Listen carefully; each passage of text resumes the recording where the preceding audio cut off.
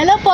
Welcome back sa ating channel. My name is Adelina. Nakikita po ninyo sa ating harapan ating Wefin snake plant. Pwede pong indoor, pwede rin pong outdoor. Maganda po sila dahil malalapad po yung dahon at ito po ay rare. Hindi natin po ito basta-basta makikita sa mga garden store. Madalang po natin itong makita. Ito po ay ibinigay lang sa akin. Dalawang ganito lang po ang ibinigay sa akin. Ngayon po, malapit na po itong mag-isang taon. Next year, siguro mga ilang buwan pa next year. Naparami na natin sila at ang ganda po. So, pwede natin itong ilagay sa loob ng bahay at pwede rin po sa labas. So, itong ating mga Wefin snake plant ay dito lang po sa aking garden sa labas dahil maliit lang po yung bahay ko. Hindi po ako makapaglagay ng halaman sa loob ng bahay. Kaya dito na lang po ito sa labas.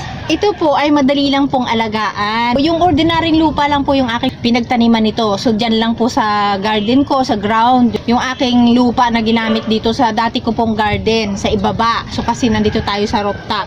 Nagpropa po ako dito ng mga leaves para po dumami sila. Mas gusto kong magpropa sa tubig kaysa sa lupa. Ito na po yung isa kong pinropa sa tubig. Itong isang piraso lang. Ito po ang aking pinropa sa tubig. Nagkaroon na po siya ng ugat. Inilipat ko po dito. Wala pa siyang baby. Ngayon, malaki na po yung baby niya. Ito na siya, oh.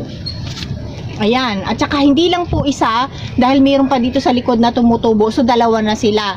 At saka itong mga ito, ganun din po yung kaya naparami natin. Dahil dadalawang dahon nga lang po yan ang ibinigay sa akin. So, ngayon, ilang puno na po ako. Marami na po tayong, ilang pat na po ito. 6, 7, 8, 9 kasi meron pa akong isa doon na hindi ko na po dinala kasi hindi na po kasya dito sa ating pinagpapatungan. Share ko sa inyo mamaya kung ano po yung ating pagpopopa sa tubig nitong mga leaves na to. Kahit isa lang po yung ganito ninyo, mapaparami po ninyo yung inyong Wefin snake plant. Katulad ko, dadalawang piraso lang po yung sa akin. Pero ngayon, ang dami na po, nakita nyo sa harapan ko. Marami na tayong. Ito po, makikita nyo. Yung baby niya guys, tingnan nyo, ang laki ng baby niya. To, katutubo lang, hindi pa siya masyadong natatagalan tumubo, pero ganyan nyo po ang laki nito, oh. Ang laki ng leaves niya, pero baby pa siya. Makikita nyo dyan na halatang halata na baby pa po ito. Yung katabi niya, pati kulay na naiiba, at saka mas malaki po siya. Kaya maganda po. Halos lahat po ng ating collection ay pinaparami ko po kasi mahilig po tayo mag-propa. So kahit isang piraso lang po meron tayo, pinaparami po natin kaagad. Propagation sa tubig, madali lang po. Mayroon ako ditong sample. Ito na lang yung isa sample natin. Maliit lang po siya, oh. Yan. Magtanggal na lang tayo para makita po nyo talagang magtatanggal tayo. So ito na lang po siguro. Kukuha na lang po tayo dito na isang dahon dito. Ayan, magugunting po tayo. Gupitin natin yan. Okay lang po na wag natin isagad. Pwede rin nakasagad. Bahala po kayo. Pwede na po kahit alin po. O ano po ang gusto niyo. So, igaganyan natin. Gupitin natin to. Patigas kasi ang laki. Ayan. So, nagupit na natin ganyan, no? Ayan, baba natin muna.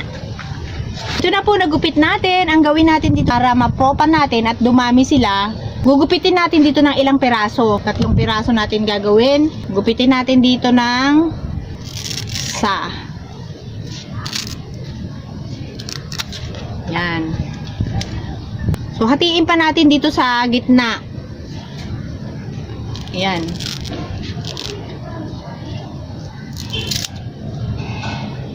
So, meron na po tayong 3 na ipopropa. Yan. So, kailangan po ang pagkalagay natin sa tubig, kung ano yung pagkasunod-sunod, yun po ang ating ilalagay. Pag ganun po, pag ganyan. So, ganyan siya. Pero, hindi po niyo ito basta-basta mapapatubo ng ganito. Pagkagupit nyo, lalagay nyo sa tubig. Hindi po. Ang gagawin ninyo, di ba, naputol po natin ito. I-air dry po natin yung mga pinutol, ganyan lang po natin sa isang bright shaded area. Doon po natin to ilalagay. Papa-air dry po muna natin to bago natin siya itatanim. Nakikita nyo na pinagputulan natin. Kailangan po ma-air dry muna yan bago natin itanim. Kasi pag nilagay nyo kaagad po sa tubig, mabubulok po ito. Hindi po kayo makakapagpatubo kapag inilagay po ninyo kaagad sa tubig pag bagong gupit nyo. Kailangan po matagal. So pag nag-air dry ako nito halos 1 buwan bago matuyo. Nag-try po ako nitong magpatubo sa tubig. Ang ginawa ko po, hindi pa na masyadong matagal kung in-air dry. Mga 2 weeks lang po yata. Tapos inilagay ko na sa tubig. Nabulok siya. Kaya wag po nating madaliin. So, hindi naman po kasi siya mamamatay kung i-air dry natin siya. Hayaan lang po natin, ipatong lang natin sa paso o basta nasa bright shaded area siya, okay naman po yan. Hindi siya mamamatay. Basta kailangan po madry yung dulo. Kasi ako halos 1 buwan nga o mahigit pang 1 buwan bago ko siya ilagay sa tubig na kailangan po dry na dry itong dulo na to bago natin ilagay sa tubig para sure na mabubuhay siya. Ganyan, basta pag maglalagay po tayo kailangan sunod-sunod po pag inilagay natin sa tubig. Yung atin naman in-air dry, isang buo, hindi ko po pinutol. Ayan o, makikita ninyo dyan na meron na pong ugat dito sa puno. Ayan, makita nyo dami na pong ugat tapos meron na siyang baby. Matagal na po yan dito sa pinatutubo ko. Sama-sama sila dito. So, iba-iba po yung aking pinatutubo. Yan, nakalagay sa tubig. Yan. Pero, in-air dry ko po muna sila bago ko inilagay dito sa tubig.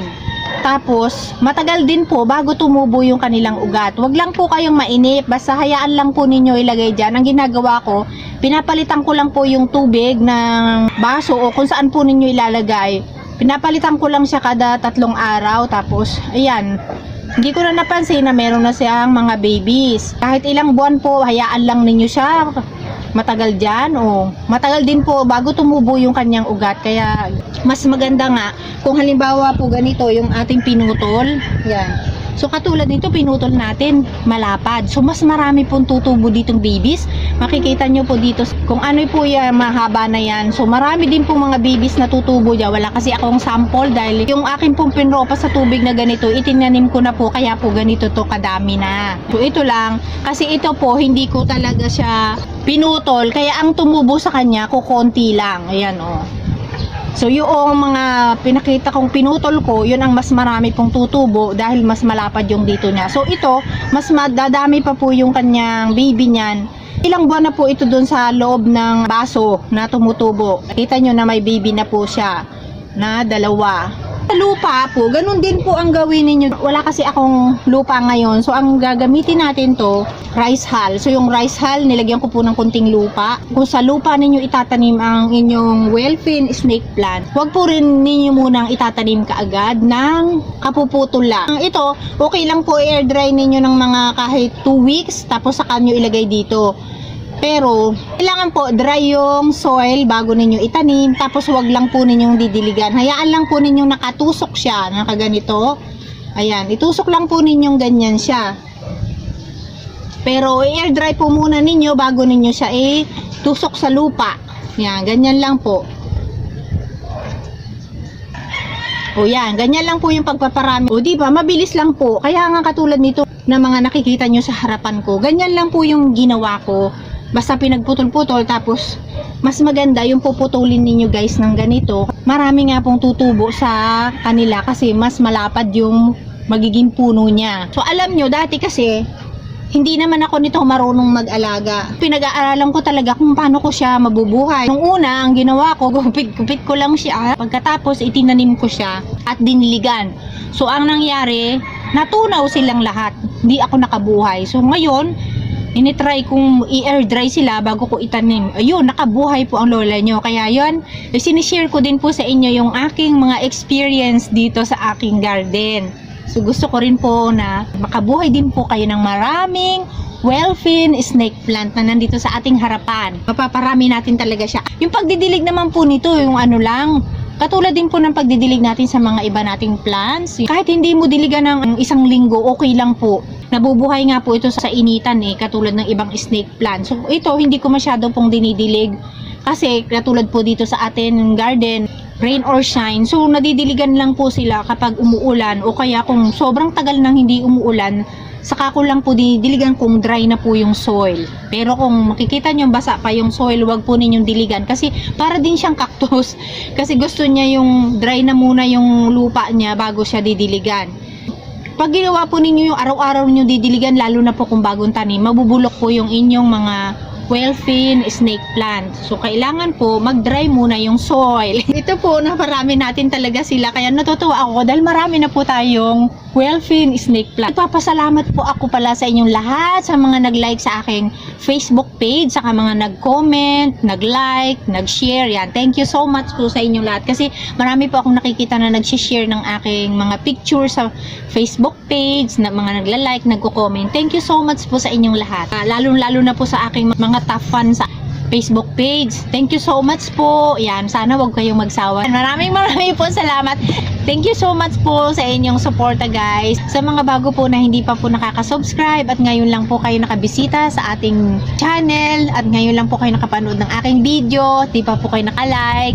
Yan, pa-subscribe naman po at saka pa-like ng aking video. Tapos wag po ninyong kalimutang i-click ang bell button para po ma-notify po kayo kapag may bago tayong video at saka sa mga update ng ating mga plans ay para po masubaybayan ninyo. Thank you so much po at ingat po tayong lahat.